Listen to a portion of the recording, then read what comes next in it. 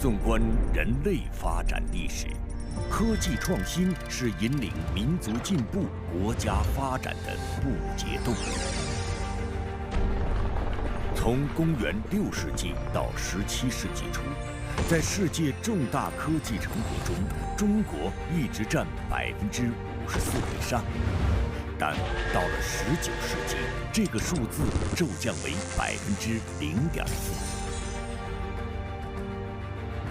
英国学者李约瑟在他编纂的《中国科学技术史》中曾提出这样的疑问：尽管中国古代对人类科技发展做出很多贡献，但为什么近代科学和工业革命没在中国发生？这一发问看似科技之问，实则是发展之问。科技兴则民族兴，科技强则国家强。新中国75年的发展，从实践的角度找到了破解李约瑟难题的密码。新中国75年的变化，让这片土地成为了适合科技创新万物生长的土壤。今天，以中国式现代化推进中华民族伟大复兴，科技、人才、创新的战略意义提升到新的高度，汇聚起的磅礴力量，正书写着决胜未来的新奇迹。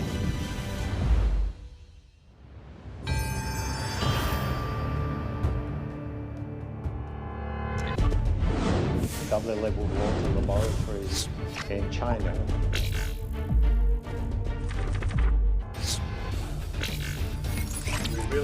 约翰·罗杰斯比克曼，中国科学院外籍院士。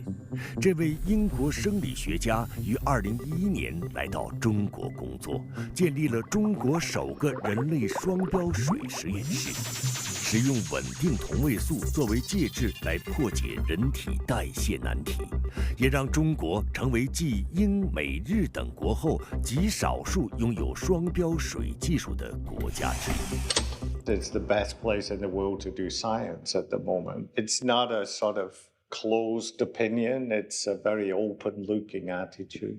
So I think over the last 10 years, there have been enormous developments, and China is now a science superpower.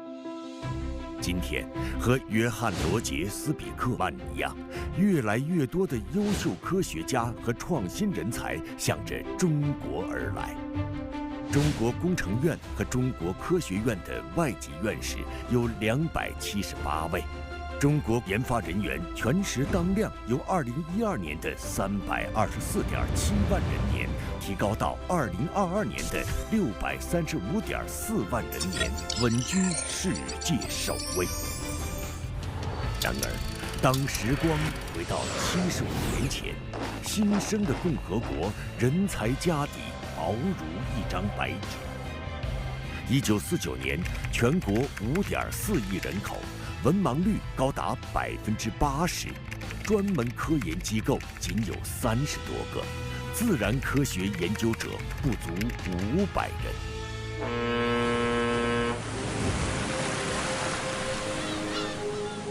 1950年8月31日，128名留美学子响应祖国号召，从美国旧金山出发，一同乘坐威尔逊总统号回国。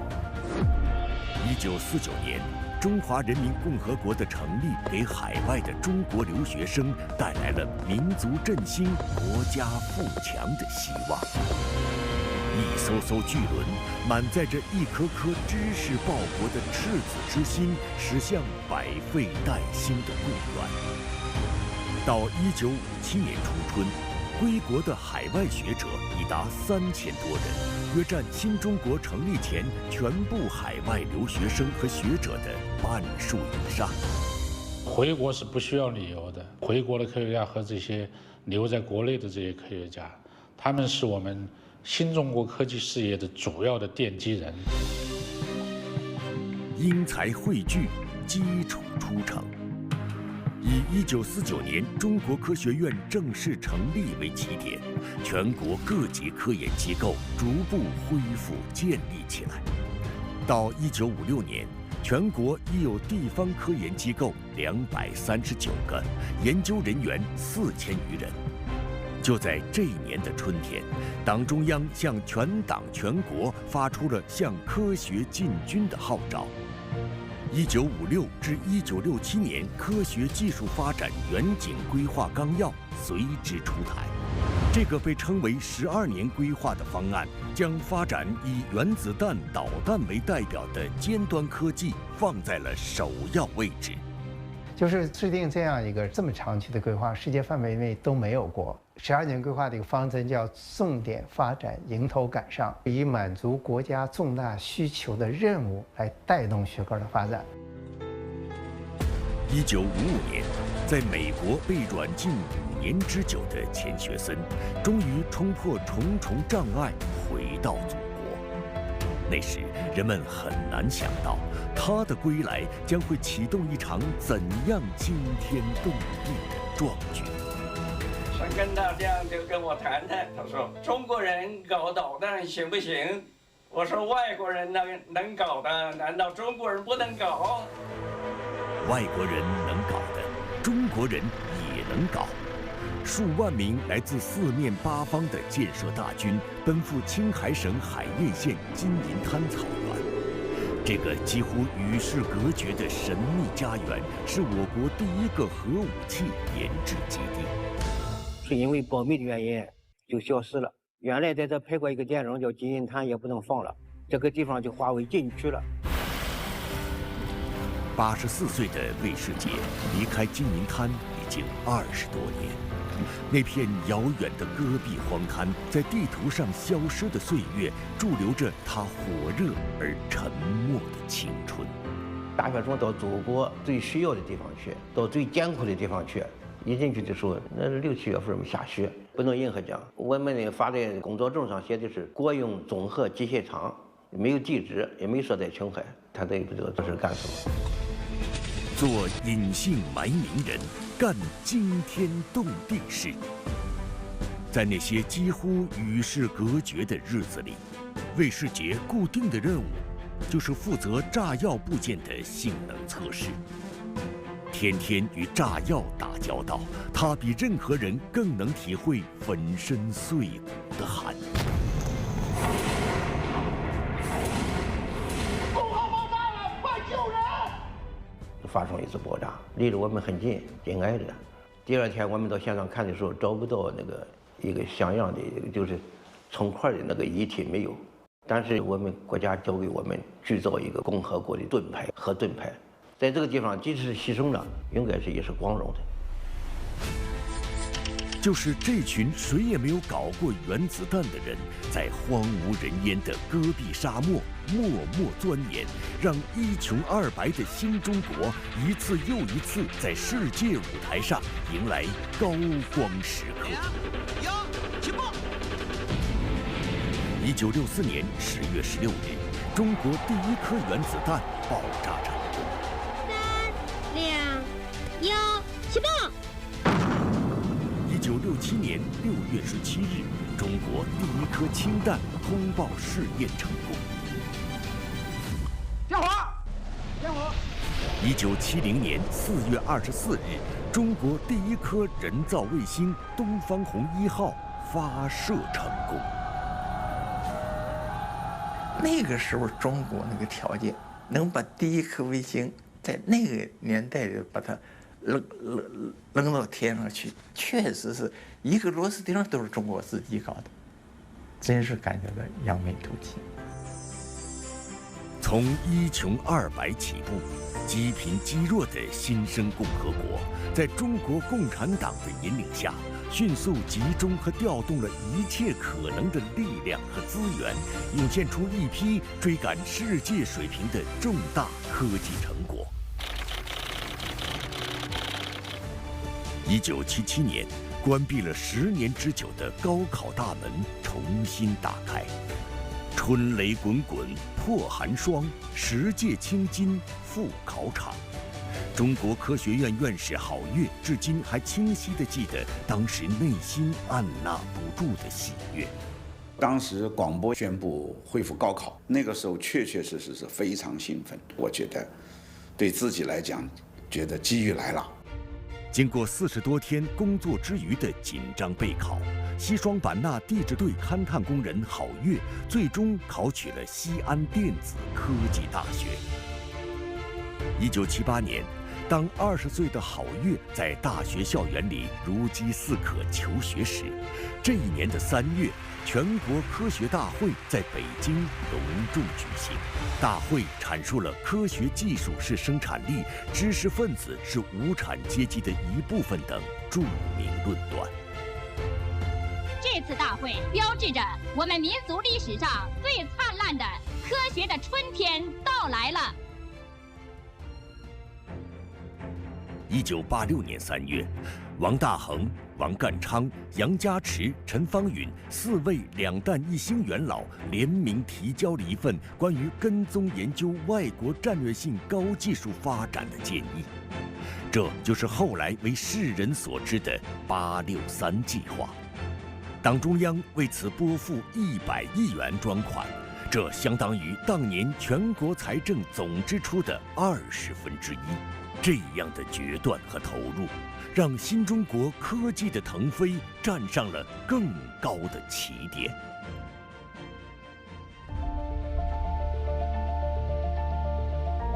2024年的春天，中国航天十分忙碌。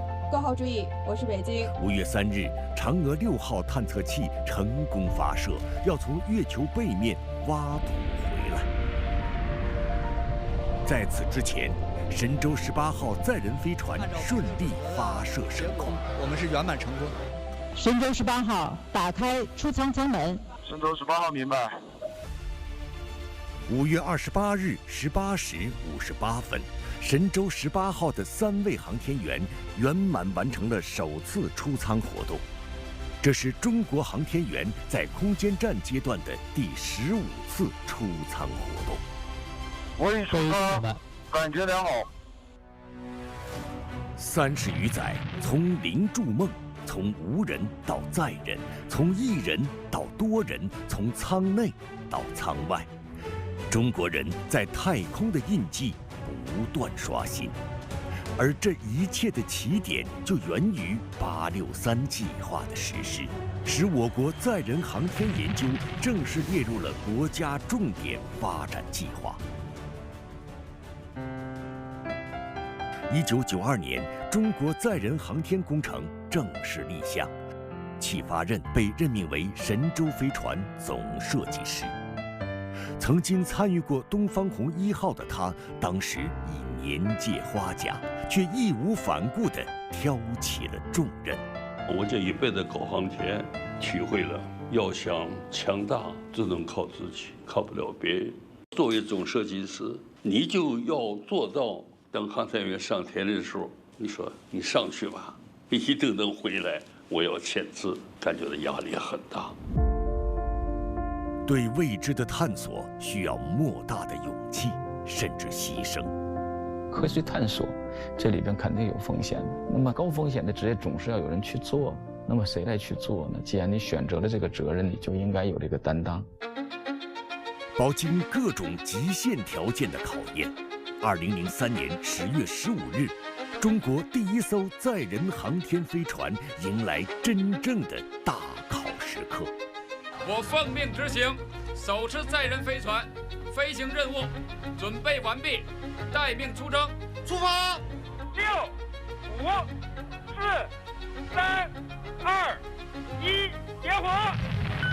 随着神舟5号载人飞船成功飞天，我国成为世界上第3个独立自主掌握载人航天技术的国家。起步晚于世界先进国家30多年，但一代代中国航天人一路追赶，不断超越。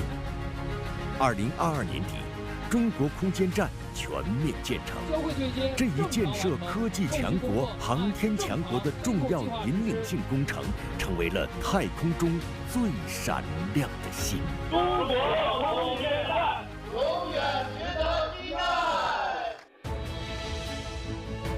2016年，863计划被纳入新设立的国家重点研发计划，完成了自己的历史使命。30年时间，它带动我国在航天、信息、生物、自动化、新能源等高技术研究领域，实现了由点到面、由跟踪到创新发展的跨越。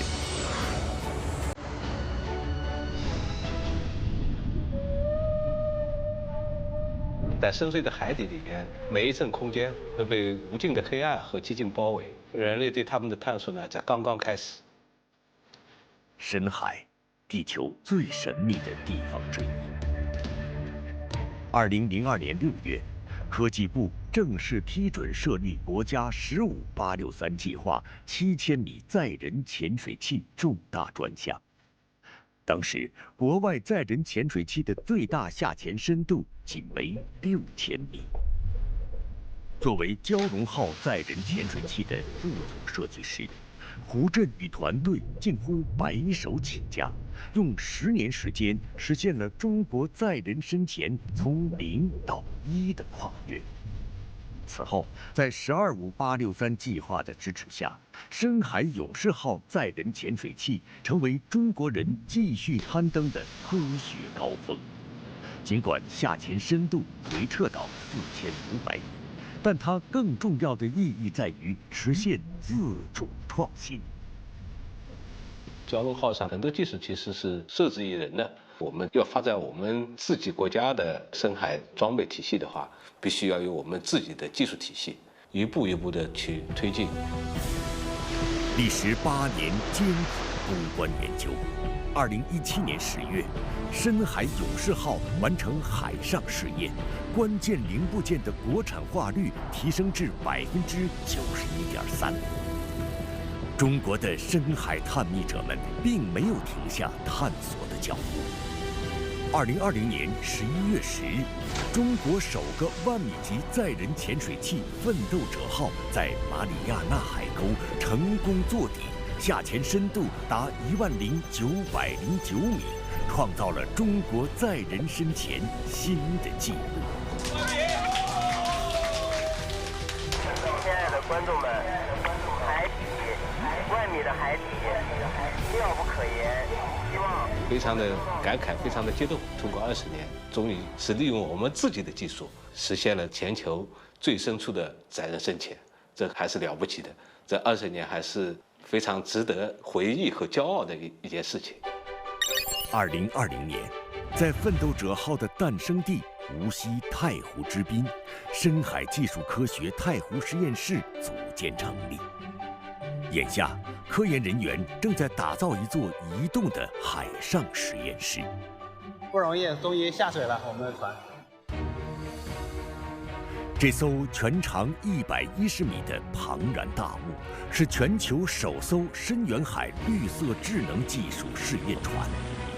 它配备了一整套先进且完备的海上试验作业保障系统，以及多学科多功能实验室，能够完成深海生物、水文、地质采样与分析等各类海上科学试验，将重点保障我国深远海装备战略需求。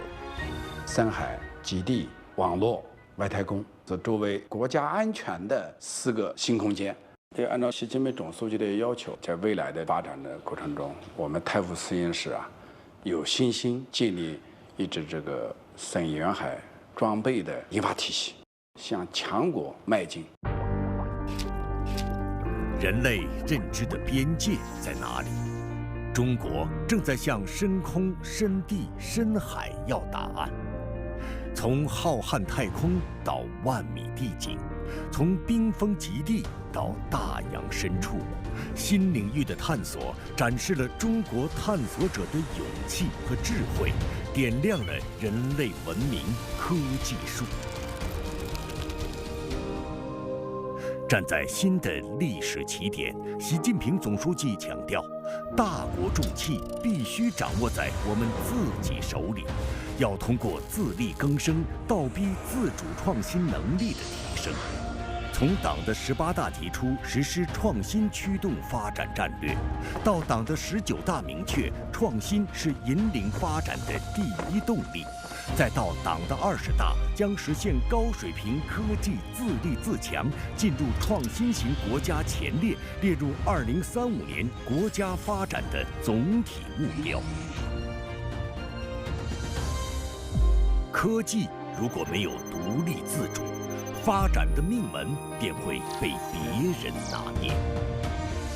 中国式现代化关键在科技现代化。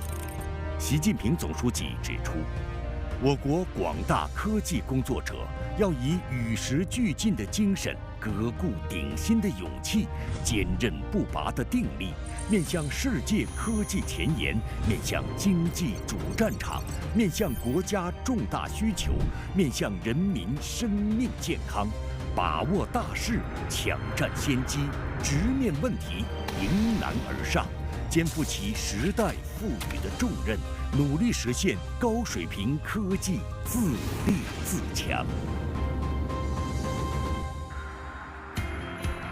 在江门大山深处，沿着1267米的斜井隧道一路下行至地下700米，世界单体直径最大的中微子探测器正在紧锣密鼓安装中。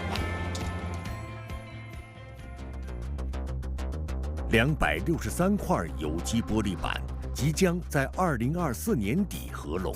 届时，一个直径35.4米的有机玻璃球将成为科学家捕捉中微子的利器。工作人员会在球里灌上2万吨的液体闪烁体。Our job here is to make sure that before we fill the detectors, the liquid that we use for detecting the neutrinos is at a sufficient level of purity that it can be used for neutrino detection. 中微子在宇宙中无处不在，每秒间就有700亿个中微子从指缝中穿过。然而，捕捉它却并非易事。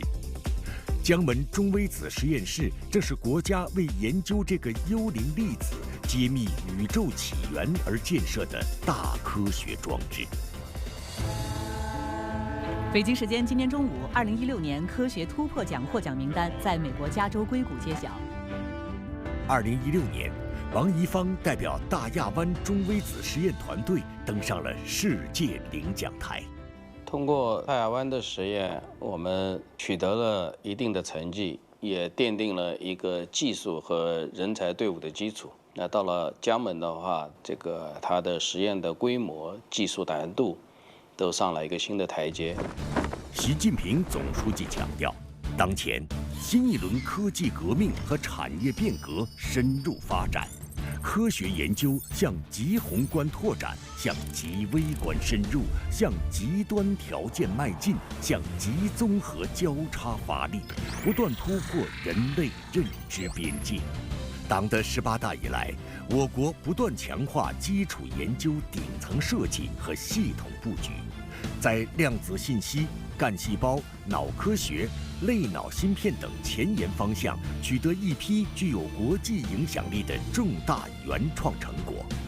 全社会基础研究投入持续增加，从2012年的499亿元提高到2023年的2212亿元，基础研究投入比重连续5年超过6%。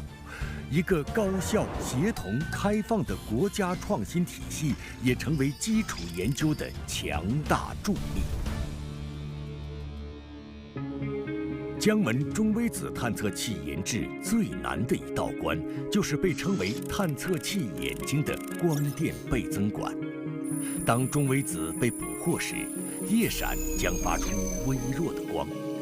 4.5万只光电倍增管把光信号转换成电信号，并放大1000万倍，从而获取到其能量、位置等信息，交由计算机分析处理。我们在策划江门中微子实验的时候，意识到当时所有市场上能够买到的光电倍增管达不到我们的要求，我们需要把它的探测效率提高1倍以上，所以我们需要自己研发。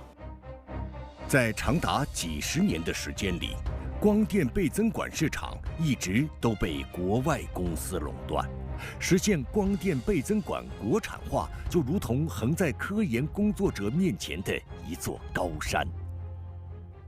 因为要求技术很高，所以需要不停的投入。中间曾经有过一段时间，都认为这个光电倍增管是一个夕阳产业。能够参与江门中微子实验室这一国家战略性先导科技项目，这让孙建宁他们看到了曾经的夕阳产业再度焕发生机的可能。我们要想办法解决卡脖子的问题，要满足这个国家大科学工程。我觉得强强联合，当时就觉得应该能出更多的成果。强强联合由中国科学院高能物理研究所牵头，多所科研机构和这家企业合作成立了产学研合作组，汇集多学科优势，在合理的利益分配机制激励下，所有参与方攥指成拳，直击难点。通过章程，我们能够确保大家遵守知识产权保护的要求。通过管理体制，通过投票和民主程序，确定各自在这里面的贡献，让大家能够，尽最大努力，做出贡献。最终，历经4年艰苦卓绝的攻关，2020年，1.5万只光电倍增管全部出厂并通过验收，实现了这项技术的国产化。对于20英寸光电倍增管来说，现在我们国产的光电倍增管的探测效率，目前在世界上是最高的。中国制造成为了大国重器的点睛之笔，而随着我国基础研究持续加强，今天像江门中微子实验探测器这样的大科学装置已经布局建设77个。中国散裂中子源、中国天眼等30多个已投入运行。这家企业所收获的也远远不止一家的订单。还有四川那个亚丁稻城高海拔宇宙线的观测站，仅凭中微子的项目、南海中微子等大科学装置促进了国内在中微子、宇宙线、暗物质探测等基础科学研究领域的快速发展，实现了核心探测器自主可控的目标。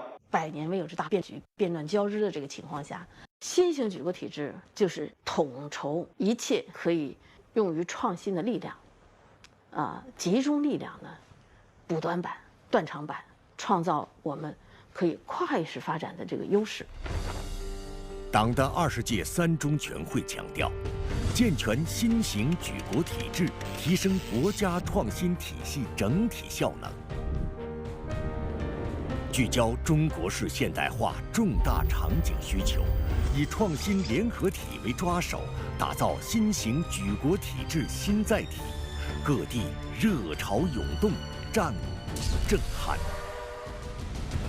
中国已是轨道交通大国，高速铁路运营里程稳居世界第1位。长春西郊，疾驰的高铁列车近40%产自这里。几百米开外，一条钢铁巨兽从试验线上驶过。这是我国自主研制的全球首列氢能源市域列车，正在进行时速160公里运行试验。最核心的组件就是我们的燃料电池系统，运行过程中是完全零碳的。我们也是自主研发了这样的氢电耦合的动力系统，也实现了能量管理策略的一个自主开发。10余家企业和高校聚焦电池系统技术需求，开展联合攻关，最终由其中一家民营企业完成生产。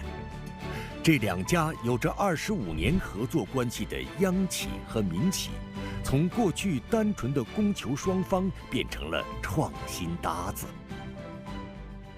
对于我们民企业来说，创新是非常困难的，因为需要大量的人力还有资金，有相应的使用场景。现在有了这种创新合作的模式，站在巨人的肩膀上，民营企业才有机会、有能力完成和实现新能源产品的制造生产。习近平总书记强调，强化企业创新主体地位，构建上下游紧密合作的创新联合体，促进产学研融通创新，加快科技成果向现实生产力转化。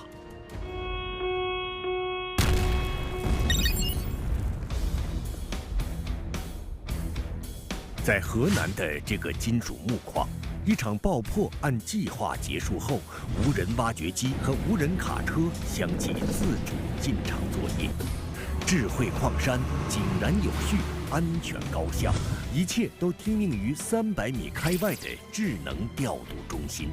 一张图一张网一个中心，建立了一个矿山运营大脑，把我们的安全、设备、能源全部融合到了一起。这就是我们跟顾教授合作的原因，因为它能够起到一个以中心起飞的作用。400公里外的西安，顾清华教授是西安建筑科技大学矿山智能科学与工程团队第3代负责人。早在上世纪80年代，这个团队就开始了智慧矿山体系的早期研究。然而，象牙塔的科研成果却被长期束之高阁。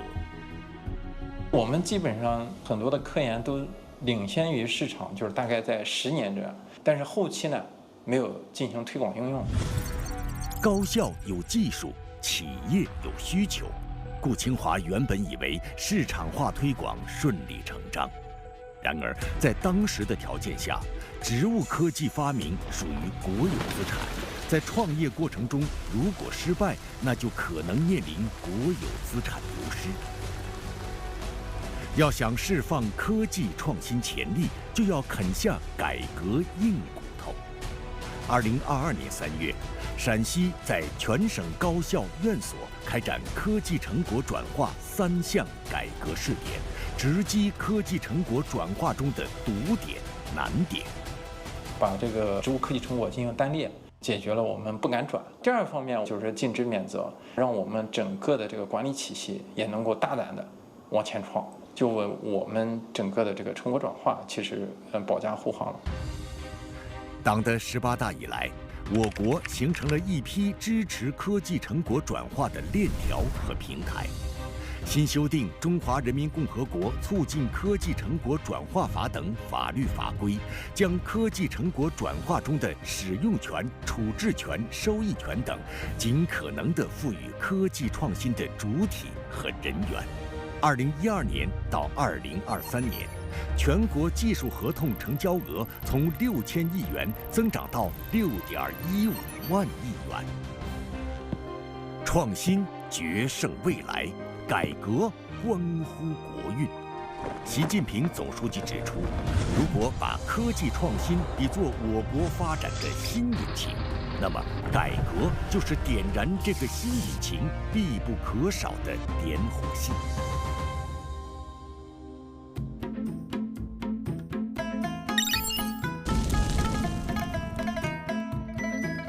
开始当前的准备会。今天呢，我们直飞喀什到塔什库尔干航线是个高高原航线。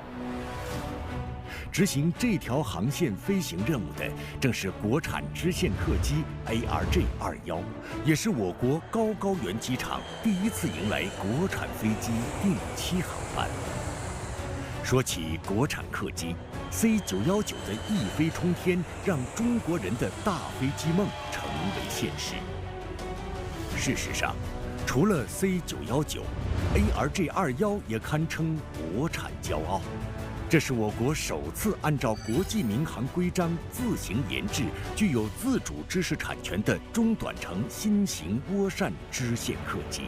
一般的飞机通行这样的高原机场是不太容易的。我们211飞机飞塔什库尔干，飞机性能各方面是满足要求的。ARJ-211飞机现在的支线飞机的比例是越来越高了。 4000多公里之外位于上海闵行区的我国首个国产商用飞机运行支持指挥中心。ARJ21的实时数据都会汇集到这里，这是飞机制造商向客户提供运行支持的一站式服务窗口。通过分析，提出一系列的这个优化的方案来，通过这些优化方案再去实际产品的优化迭代。对于我们来说的话，飞机没有最好的飞机，只有越来越好的飞机。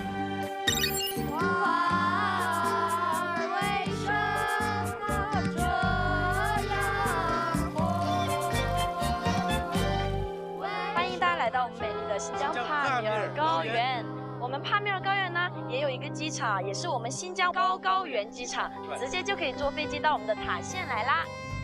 帕米尔高原东路的塔什库尔干县，古丝绸之路上的商埠重镇。来自福建的90后创业者米卡，几年前在这里投资了一间民宿。航班的增加给这里带来了更多冰山上的来客。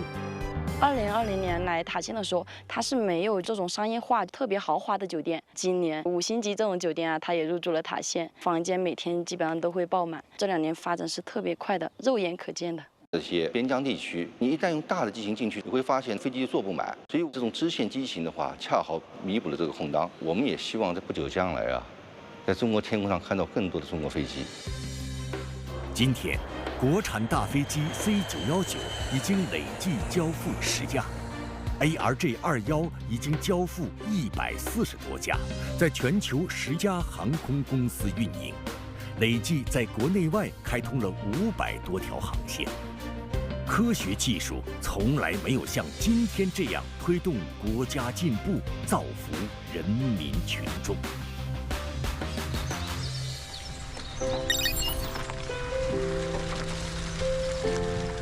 从昆明出发，经过近5个小时的跋涉，潘香斌团队终于抵达了沧源县。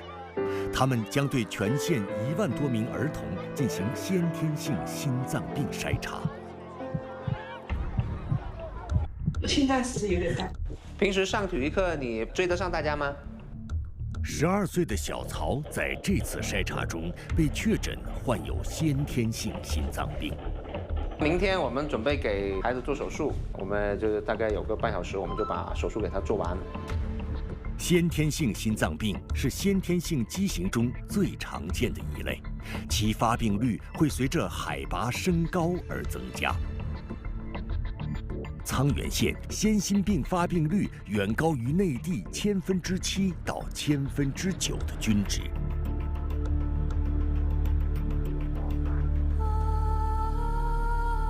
病魔如阴霾般笼罩着孩子们的童年和父母的心。我看到我的好朋友玩跳绳，还有打羽毛球、玩篮球的时候，我是挺羡慕的，我也想参加，跟他们玩。山高路远，坡大沟深，落后的医疗条件和漫长波折的求医之路，让这个不幸的家庭已经失去过一个孩子。我们到沧源大概2个小时，沧源到临沧3个小时多一点，从临沧到昆明7个小时。过去的事我又不想提了，又伤我的心。失去一个，我再也不想再去失去第2个。这一次，北京的大夫来到了身边，手术室就在医疗团队随行的这辆车上。这个手术车是直接跟我阜外院的系统联系在一块了，很顺利，放了一个小小的封堵器，就把整个窟窿全部都堵掉了，也不用吃什么药。星期1咱们就正常上学。我们边疆这种小地方来，我是相当感谢的。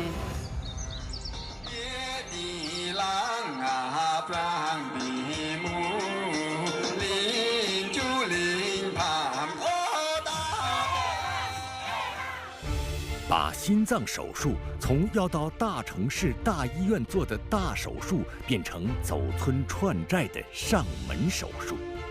医者仁心的背后，是中国医疗团队面向人民生命健康的重大科技创新。潘香斌团队重构了整个引导系统，建立了包含17项新技术、23种新产品的技术体系。这个全新的中国方案，不开刀、不用放射线、不用全麻和气管插管，就能治疗心脏病。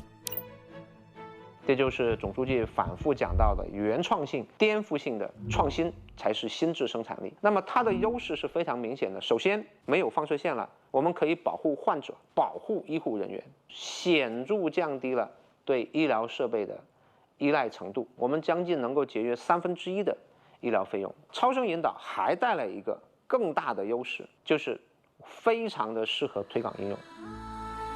如今，云南省阜外心血管病医院作为国家心血管病区域医疗中心，始终按照先心病患儿发现一例救治一例的原则，对患者开展免费治疗，并定期上门回访。